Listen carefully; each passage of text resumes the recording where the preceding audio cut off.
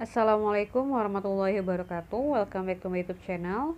Di video kali ini saya akan kembali membahas soal dari LKS Intan Pariwara, tepatnya pembahasan soal yang kelas 11 ya, materi fisika untuk semester 2 ini. Nah, tapi sebelum kita lanjut ke pembahasan soalnya, bagi adik-adik yang belum subscribe, silahkan diklik dulu tombolnya. Kemudian jangan lupa juga untuk like dan share video ini supaya saya semakin semangat untuk mengupdate pembahasan mengenai LKS Intan Pariwara. Oke, langsung aja kita ke pembahasan soal nomor 3. Seutas tali dihentakkan ke atas dan ke bawah dari ujung lainnya sehingga membentuk gelombang transversal dengan periode 4 sekon. Berarti ini T kapital. Kemudian jarak antara dua puncak gelombang tali tersebut adalah 12 cm. Nah, untuk jarak antara dua puncak gelombang itu sama dengan 1 lambda atau satu panjang gelombang. Sehingga lambdanya adalah 12 cm. Jangan lupa ya, maksudnya diubah ke meter, jadinya 0,12. Selanjutnya yang ditanyakan adalah cepat rambat gelombang. Nah, cepat rambat gelombang di sini kita menggunakan persamaan V sama dengan lambda per T. Nah, tinggal masukin aja lambdanya 0,12 dan periodenya 4 sehingga diperoleh hasil 0,03 meter per sekon. Oke, langsung aja kita bahas ke soal nomor 5. Dua gelombang A dan B memiliki perbandingan periode 2:3. Nah, artinya ini diketahuinya adalah TA banding TB ya. TA banding TB. Nah, kemudian jika panjang gelombang A sebesar 4 kali panjang gelombang B, perbandingan cepat rambat gelombang A dan B adalah, nah dari statement yang ini, itu yang diketahui adalah lambda A sama dengan 4 lambda B. Yang ditanyakan perbandingan ya, berarti VA banding VT nya berapa. Langsung aja di sini untuk menghitung V, kita gunakan persamaan lambda per T. Nah, sehingga kalau perbandingannya VA banding VB itu adalah lambda per TA ya, lambda A per TA dibagi lambda B per TB. Detailnya saya tulis saja ya. Berarti kalau dia VA banding VB, jadinya berarti lambda A per TA ya. Nah, baginya saya ubah ke samping aja biar nggak terlalu panjang. Ini dibagi ya, dibagi lambda B per TB. Nah, kemudian kita selesaikan dengan pecahan biasa, jadinya nanti lambda A, muat nggak ya lambda A, saya hapus saja ya, jadinya lambda A per TA dikali TB per lambda B. Nah, kemudian tinggal masukin aja, tapi di sini saya akan gabungkan lambda dengan lambda, T dengan T. Nanti persamaannya itu jadinya lambda A per lambda B dikali TB per TA. Nah, jadinya seperti ini. Kemudian tinggal masukin aja TB dengan TA-nya 3/2, lambda B-nya lambda A-nya 4 lambda B-nya biarin aja.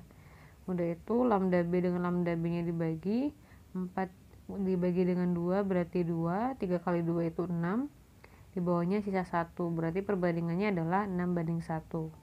Oke, kita lanjut ke pembahasan soal nomor 6. Gelombang air laut menyebabkan permukaan air naik turun dengan periode 4 sekon. Nah, ini berarti T kapital ya, periode. Jika jarak antara dua puncak gelombang adalah 8 meter, berarti ini lambda ya, karena jarak antara dua puncak gelombang itu lambda. Kemudian waktu yang diperlukan gelombang untuk mencapai jarak 12 meter adalah jadi di sini kita bisa hitung ya. Nanti periodenya bukan periode, waktu ya. Waktu itu bisa kita hitung, kan yang ditanyakan waktu nih. Kita bisa menghitung waktunya dari rumus periode.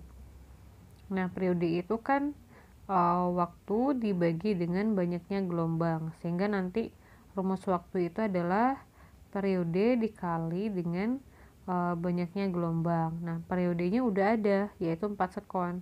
tapi kita nggak tahu nih ada berapa banyak gelombangnya ya, n-nya berapa. Nah, untuk menghitung berapa n-nya, di sini kita bisa menggunakan persamaan lambda sama dengan x dibagi n, atau n adalah x bagi lambda. Tinggal masukin aja x-nya 12 meter, lambdanya adalah 8 meter, sehingga diperoleh 1,5. Nah, 1,5 ini kita masukin ke persamaan T yang tadi, jadinya seperti ini. Masukin periodenya 4, T-nya yang ini ya, N-nya yang ini, maksudnya N ya, kemudian dihitung dapatnya 6 sekon gitu. Oke, lanjut nomor 7.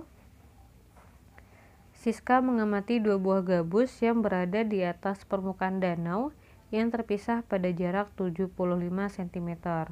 Kedua gabus bergerak naik turun bersama permukaan air danau dengan periode 0,5 sekon. Nah, periode ya. Periode itu berarti lambangnya T kapital.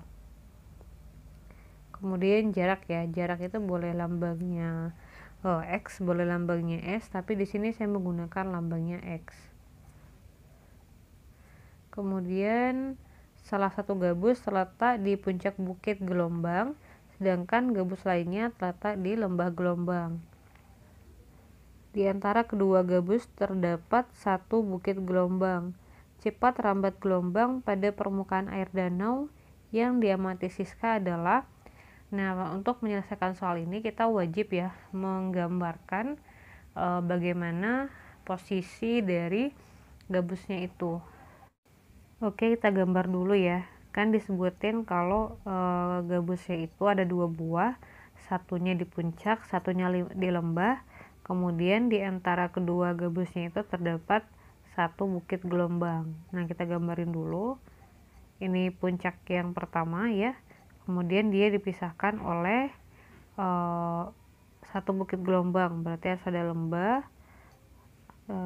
Kita ulang aja. Ini bukitnya, ada lembah, ada bukit ya, kemudian lembah. Nah, berarti seperti ini. Nanti gabus yang pertama posisinya di sini. Kemudian gabus yang kedua di sini. Nah, ini bukit yang memisahkan antara gabus pertama dan gabus kedua, karena ada satu bukit kan cuman. Nah, dari sini kita tinggal hitung ada berapa gelombangnya ya, atau n-nya. Di sini ke sini itu 1 ya. Yang ini berarti setengah, karena separuh ini kan seperempat, ini seperempat, jadinya n-nya adalah 1,5. Nah, langsung aja ya kita masukin V sama dengan lambda dibagi T. Masukin lambdanya itu kita tulis sebagai X ya, yaitu 75 cm, diganti ke meter jadinya 0,75. Kemudian periodenya itu 0,5, n-nya yang tadi udah saya jelasin 1,5. Kemudian dihitung ya detailnya, berarti ini 0,75 dibagi 0,5 berarti sekitar 0,25 ya, atau kita ganti ke desimal ke pecahan aja ya. 0,75 itu berarti 3/4. Ini jadinya nih untuk detailnya ya adik-adik ya, 3/4 dibagi 0,5 itu setengah, 1,5 itu 3/2. Nah, di sini kelihatan ya, ini kan 3/4. Nah, ini juga 3/4. Kemudian dicoret aja. Hasilnya adalah 1 gitu. Oke, kita lanjut ke pembahasan soal nomor 9. Gelombang menjalar pada air. Dalam waktu 20 sekon, gelombang telah menempuh jarak 15 meter dan terbentuk 5 buah gelombang. Panjang gelombang, frekuensi, dan cepat rambat gelombang adalah. Nah, jadi kita buat dulu untuk data yang diketahuinya. Yang 20 sekon ini adalah waktu yang dilambangkan dengan T kecil ya. Kemudian ada jaraknya. Nah, jarak itu dilambangkan dengan X. Lalu ada 5 buah gelombang, berarti ini n-nya. Kita cari satu-satu dulu ya. Kita hitung lambda. Di sini kita gunakan persamaan X per N. Masukin X-nya 15, N-nya 5, berarti lambdanya adalah 3 meter. Berarti jawabannya antara D dan E. Selanjutnya kita hitung frekuensinya pakai N per T ya. Masukin N-nya 5, T-nya 20, dapatnya adalah 0,25 Hz. Kemudian hitung frekuensinya, di sini gunakan persamaan lambda dikali F. Lambdanya 3, F-nya 0,25, berarti jawabannya adalah 0,75, sehingga jawaban yang paling tepat adalah yang E. Kita lanjut ke pembahasan soal nomor 11. Gelombang longitudinal memiliki 4 renggangan dan 3 rapatan.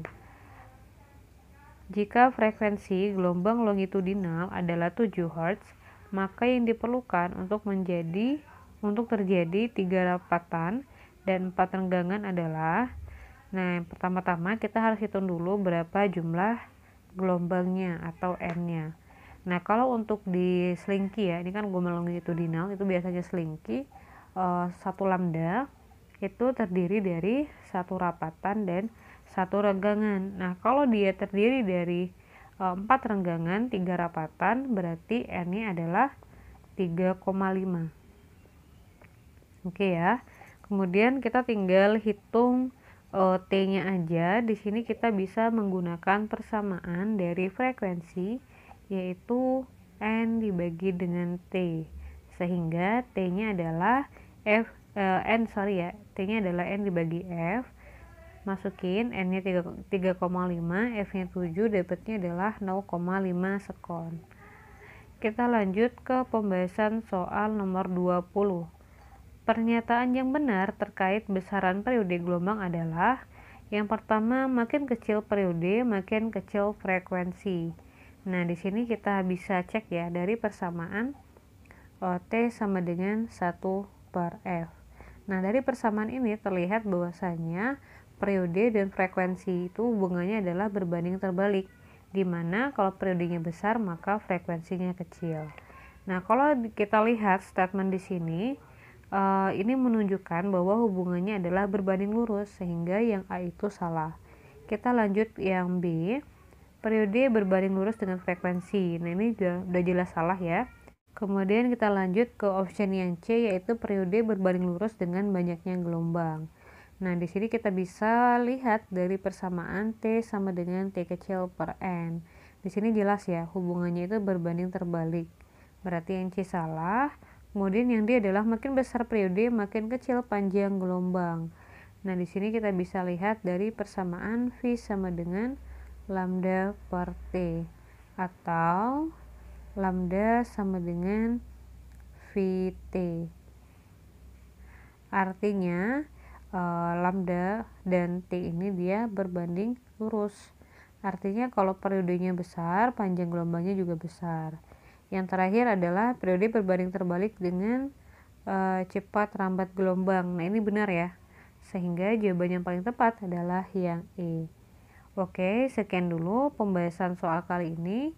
Jangan lupa klik tombol like, share, komen, dan subscribe. Terima kasih. Wassalamualaikum warahmatullahi wabarakatuh.